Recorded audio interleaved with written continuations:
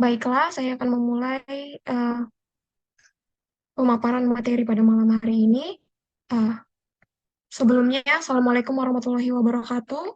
Shalom, Om Swastiastu, salam budaya. Tabe salamat lingun alate, salam sujud karendem malempang. Adil Katalino, Bacuramin, Kasaruga, Basengat, Kajubata. Arus, arus, arus. Adapun di sini, kami mahasiswa dari jurusan Ekonomi Pembangunan Angkatan 2022 ingin memberikan pemaparan materi kepada teman-teman sekalian mengenai cara membuat daftar pustaka pada suatu karya tulis. Nah, sebelum kami memulai presentasi kami, siang-siang pergi kondangan, pulangnya dapat kue ketan. Sebelum kita masuk ke inti bahasan, marilah kita saling berkenalan. Slide selanjutnya nih, tolong. Saya sendiri selaku moderator, perkenalkan saya Marwini Dolang Gestohang dan teman saya Anissa. Saya Yolantrin. Saya Yolantrin Tresa Oksanovena. Saya Kurniadi.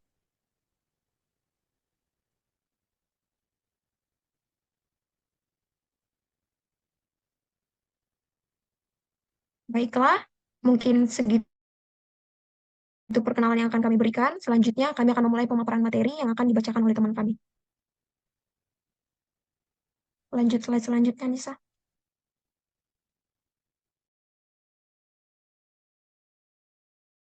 Baiklah, daftar pustaka. Daftar Baik, pustaka teman. adalah Daftar pustaka adalah daftar sumber yang telah digunakan untuk referensi suatu karya tulis ilmiah.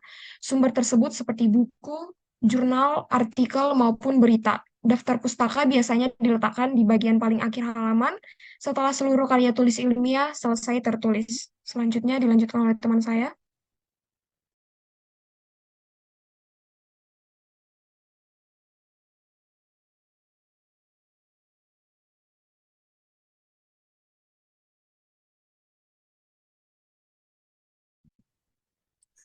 Di sini saya akan membacakan mengapa alasan pentingnya daftar pustaka itu dituliskan dengan benar. Yang pertama, menunjukkan keakuratan dan kevalitan informasi. Daftar pustaka yang akurat dan lengkap menunjukkan bahwa penulis telah melakukan riset yang mendalam dan menggunakan sumber-sumber terpercaya untuk mendukung argumen mereka dan informasi yang disajikan dari sumber yang kredibel dan dapat dipertanggungjawabkan. Yang kedua adalah mencegah plagiarisme. Daftar pustaka yang ditulis dengan benar membantu menghindari plagiarisme, yaitu tindakan mengambil alih karya orang lain tanpa memberikan kredit yang semestinya. Dan yang terakhir, memudahkan pembaca untuk menelusuri sumber informasi. Daftar pustaka yang ditulis dengan benar berfungsi sebagai panduan bagi pembaca untuk menemukan sumber informasi yang digunakan dalam karya tulis. Selanjutnya akan dilanjutkan oleh teman saya.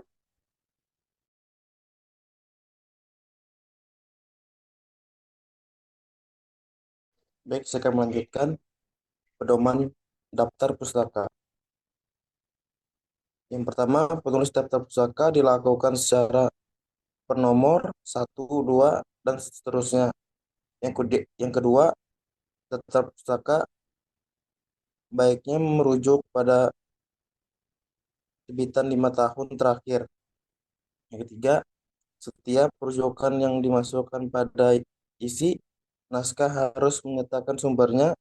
Penulis rujukan pada akhir kalimat ditandai dengan tanda kurung atau nomor. Lanjutkan teman saya.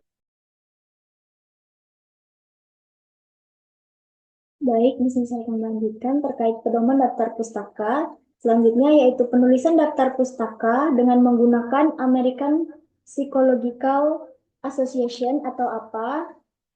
Style menggunakan George Sports Memorial Library, Lincoln University tahun 2011. Kemudian pedoman selanjutnya yaitu penulisan daftar pustaka menggunakan tipe Arial ukuran 8. Selanjutnya, daftar pustaka dapat dituliskan dengan nama pengarang, yaitu jika nama pengarang pertama dan seterusnya, maka nama belakang atau Keluarga diikuti dengan inisial, nama depan, dan tengah jika ada. Contohnya seperti ini. Ketika ada awalan nama, kemudian ada nama belakang, maka nama belakang akan di depan dan nama depan akan ditulis dengan inisial di belakangnya. Selanjutnya akan diteruskan oleh teman saya.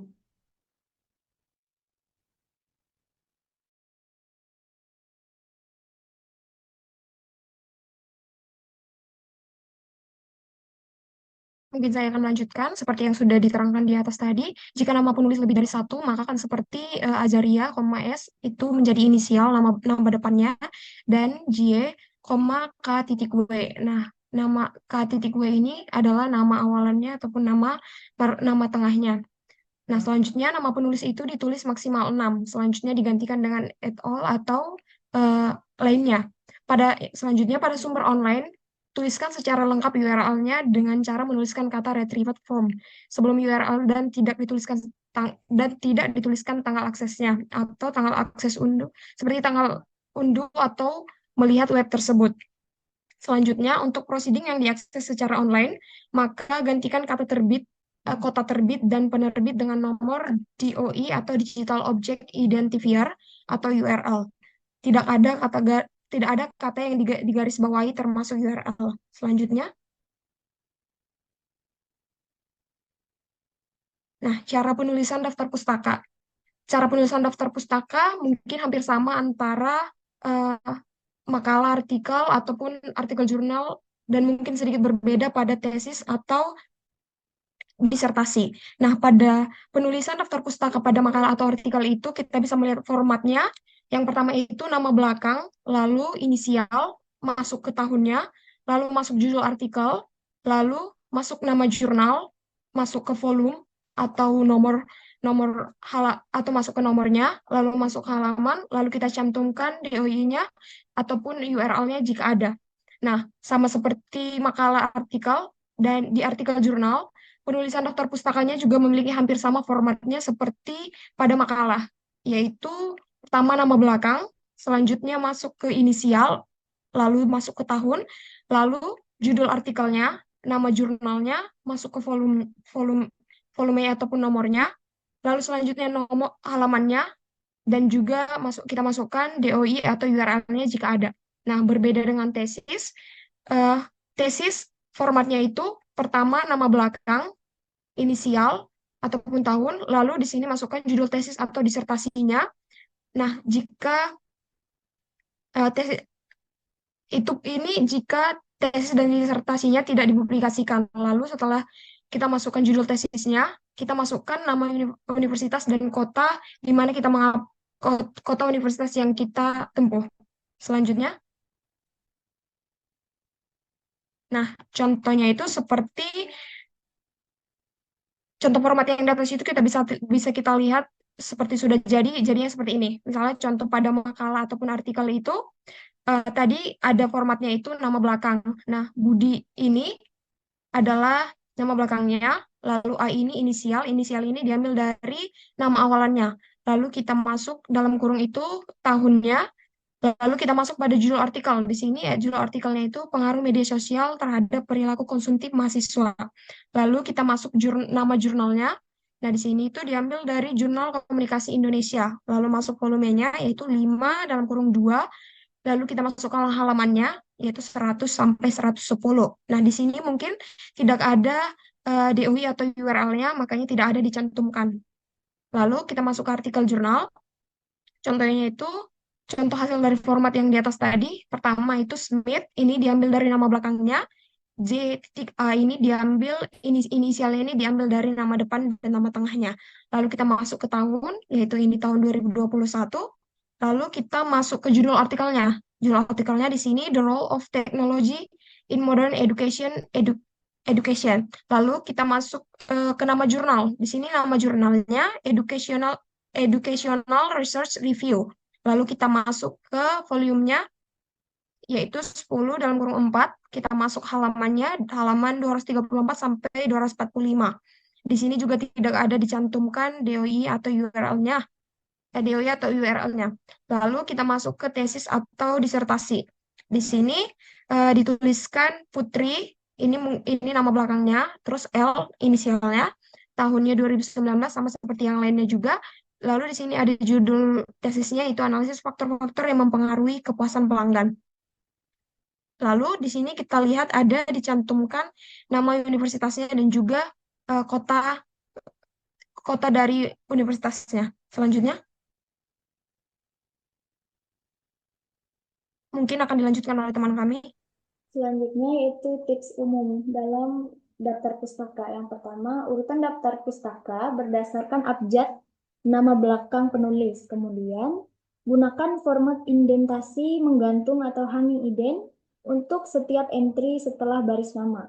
Kemudian tips umum selanjutnya yaitu perhatikan tanda baca dan huruf kapital sesuai dengan aturan gaya penulisan yang digunakan. Misal, judul artikel hanya huruf kapital di awal kalimat, tapi judul buku dicetak miring.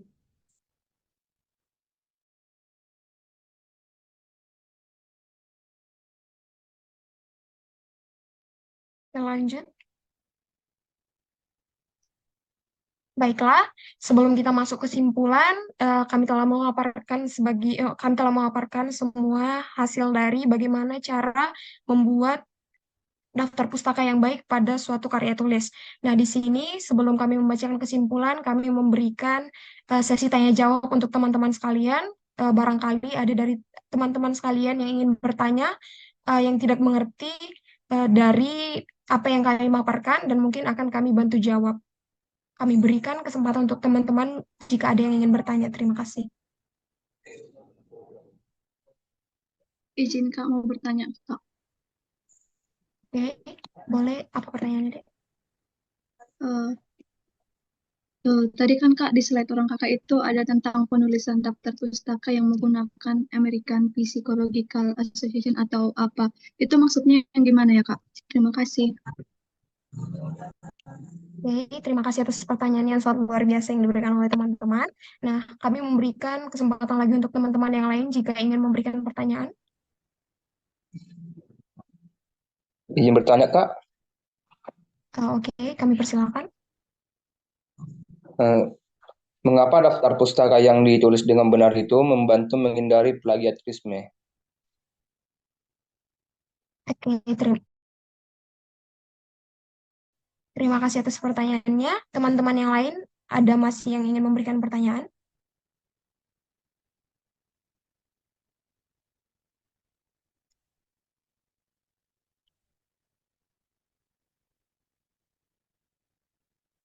Baiklah, mungkin dari teman-teman hanya itu yang ingin bertanya. Berikan kami waktu mungkin 2 menit untuk menemukan jawaban yang ingin memberikan jawaban kepada teman-teman yang memberikan pertanyaan kepada kami. Terima kasih.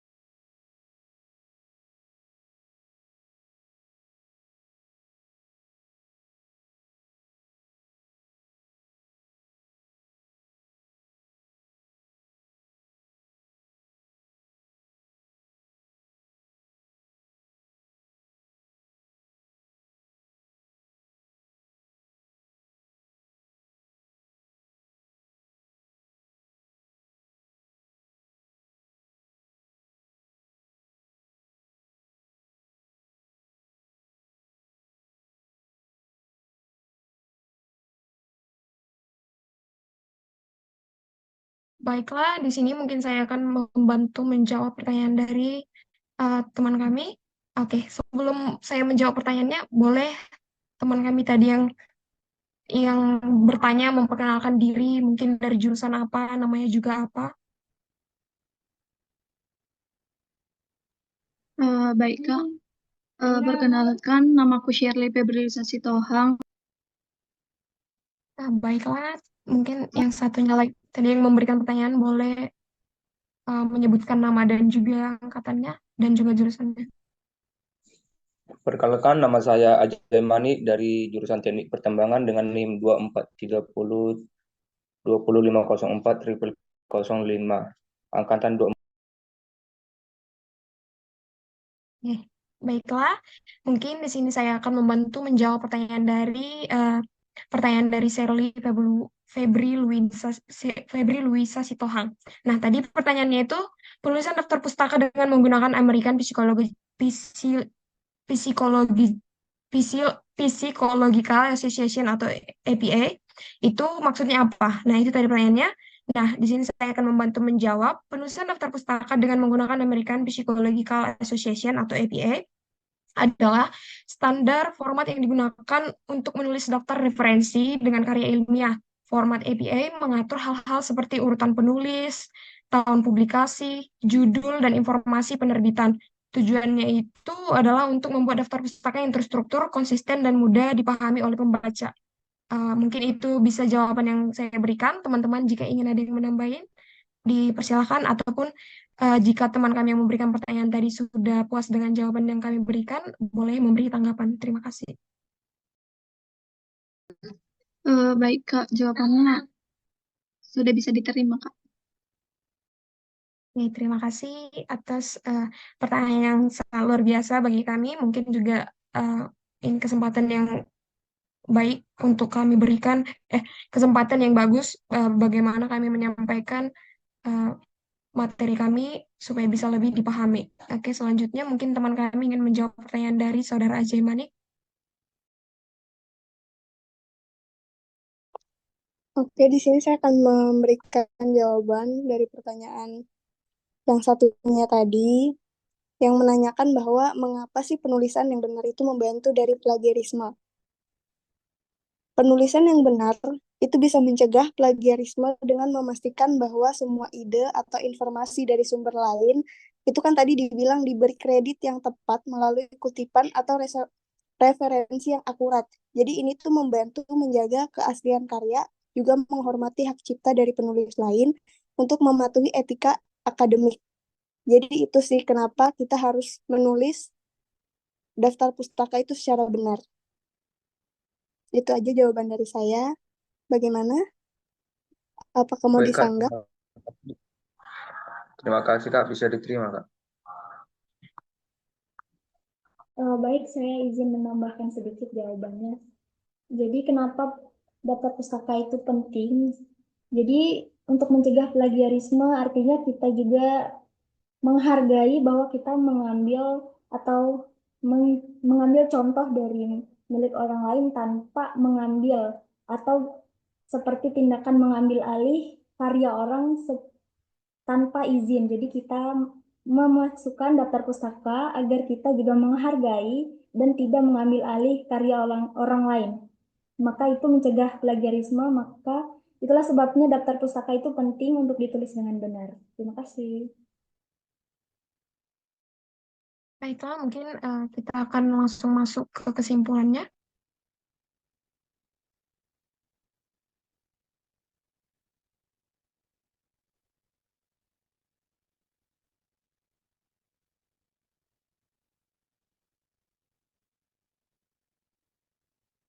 Baiklah, kesimpulan. Cara penulisan daftar pustaka adalah bahwa setiap sumber referensi memiliki format penulisan yang berbeda tergantung pada jenisnya. Buku, artikel jurnal, tesis, atau sumber online.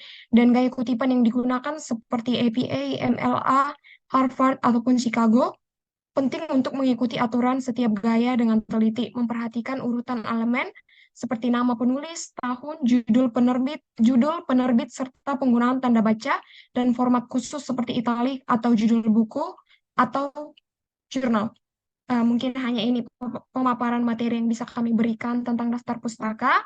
Kami mengatakan kami dari kelompok 6 ataupun mahasiswa jurusan Ekonomi Pembangunan angkatan 2022 kelas C mengucapkan terima kasih kepada teman-teman yang mengikuti Zoom ini dan memberikan waktu kepada kami untuk mendengarkan materi tentang daftar pustaka. Sekian kami ucapkan, terima kasih, kami pamit undur diri. Terima kasih. Terima kasih, teman-teman. Terima kasih, teman-teman. Terima kasih, Kak.